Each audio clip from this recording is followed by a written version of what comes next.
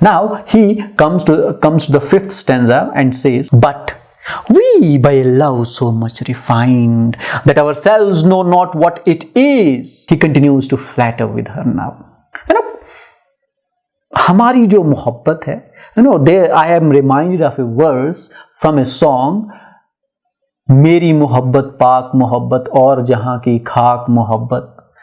He says that the love that we have is far more refined than the love of these people. Now, if it is refined, the reaction to the separation must also be refined.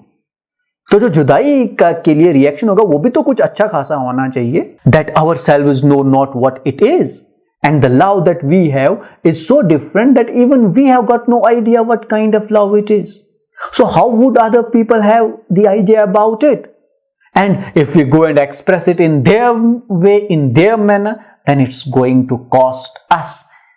It's going to cost us our reputation, our status. That would be at stake. So we need to be very careful the way we react to it. Inter-assured of mind, careless eyes, lips and hands to miss. What kind of love is this? This is inter-assured of mind. हमें एक दूसरे पे पूरा यकीन है, विश्वास है. We have full surety about one another that we will not betray. Though the other things, the physical things like hands, lips, eyes, even if they miss, it does not affect the whole process of this love. It does not affect the integrity of this love. So that is another argument that he makes in front of his wife, and now he again flatters with her and says that our love is more refined than those of others. So if it is refined, the reaction to the separation must also be refined.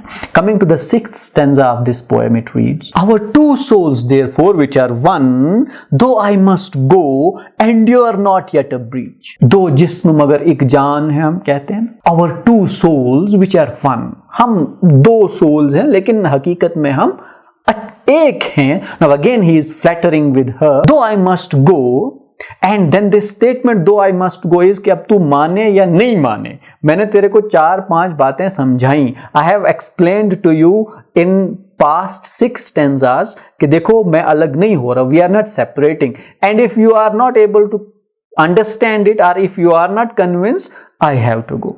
It does not mean that I am going to stop here. Though I must go, मुझे तो जाना है और मुझे तो जाना ही है. Endure not yet a breach. Don't think that it's a breach of the contract. Don't think that it's a betrayal. ये कोई दगाबाजी नहीं है जो मैं तुम्हारे साथ कर रहा हूं. ये कोई धोखा नहीं है जो मैं तुम्हें दे रहा हूं कि मैं तुमसे अलग हो रहा हूं. It's not a breach, but an expansion. Now that's another witty argument of John Donne. It's an expansion. इससे हमारी मोहब्बत और strong होगी, बढ़ेगी, घटेगी नहीं. कैसे? Like gold to airy thinness beat. सोने की तरह कि जब सोने को सुनार जो है हथौड़ी से मारता है तो it expands.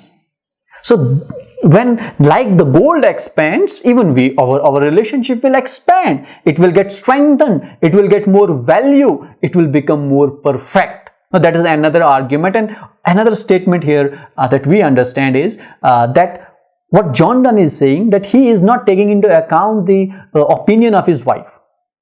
ठीक है. For example, if he was convincing her for in past 5 stanzas, which meant that she had also some opinions of hers, which most probably were that see, तुम मत जाओ, मुझे छोड़ के मत जाओ, somewhat like that. But then he says that I must go or I have to go. मुझे तो जाना ही है, अब तुझे समझने की जरूरत है. But then he comes with another argument of gold कि जिस तरह से सोना दूर जाके, या जिस तरह से सोने को जब कोई सुनार मारता है थोड़े से तो वो जैसे एक्सपैंड होता है, उसी तरह हमारा रिलेशनशिप भी एक्सपैंड होगा, स्ट्रांग होगा, परफेक्ट होगा, वैल्यूएबल बनेगा, as does gold. So that was another stanza of this poem. Coming to the next stanza of this poem, it reads, if they be two, they are two so as stiff twin compasses are two. Now that is the continuation of the first 2 lines of previous stanza. Our two souls which therefore are one. But if you do not agree, it seems that her wife is not in a mood to get convinced or agree. उसने कहा कि कोई दो जिस्म और एक जान हम नहीं है, हम दो अलग अलग हैं. तो कहता है कि ठीक है भाई, आपकी बात मानी, even if they be two, अगर वो दो हैं और अगर तू कहती है कि दो हैं तो मान लिया वो दो हैं. If they are two so as stiff twin compasses are two. वो किस तरह से दो हैं? जैसे कि stiff twin compass दो होते हैं. That is an example of metaphysical conceit. How are we two? We are two like that compass जो geometry box में होता है. You have that in geometry box with which you would draw a circle. ठीक है? And he uses stiff. Stiff is also an important choice. The stiffness does not only reflect the stiffness of the compass, it would also reflect stiffness of the John Donne's argument that I have to go, and the stiffness of maybe his wife, that she is very solid at her argument, that I am not going to get convinced that easily. Thy soul the fixed foot makes no show. How are you? Who are you? You are the fixed foot. Who makes no show, who does not move, but doth if the other do, but moves if the other moves. Now this is another important aspect of how females were treated back then in England. For example, John Donne would be going for a travel or a journey for almost 6 months, and he says her wife, you sit at home, that I am going to see the Europe.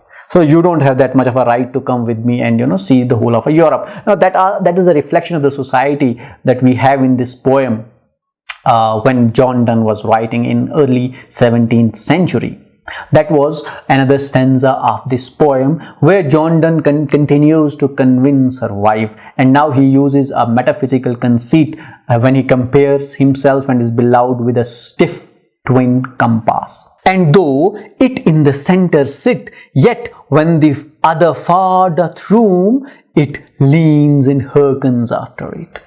So what it does, the fixed foot, you sit in the center, and what does the other do? It rooms far.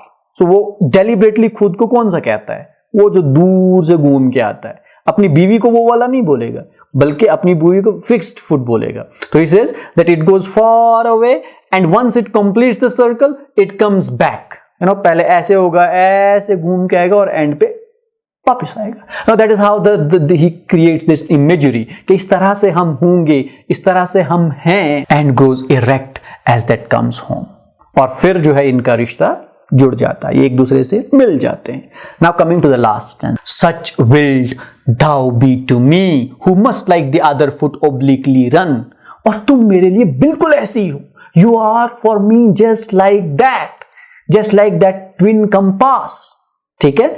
So you would be fixed. You would remain at home, and I am going to roam for Europe and then come back. And you must obliquely run. Obliquely run with me. If I do, otherwise remain fixed. Thy firmness makes my circle just and makes me end where I begin. So this attitude of yours, if you stay at home or if you stay at center, what it does, it makes my circle just. It completes my circle. Otherwise, if you are going to behave, irregularly or behave differently, in that case the circle won't be complete. Now that was the poem A Valediction Forbidding Mourning by John Donne. Now these were the arguments that which he laid in favor of, or which he made in favor of his trip to Europe and asking her wife to stay at home. Now this is a monologue type, so we do not know whether he was able to convince his wife or not, because he does not say any thing towards the end of the poem wherein we get any clue कि उसकी बीवी मान गई. Secondly, we also do not know anything about the opinions of her wife, but we understand the way John Donne makes repeated arguments to convince her that she is not ready to listen what John Donne has to say.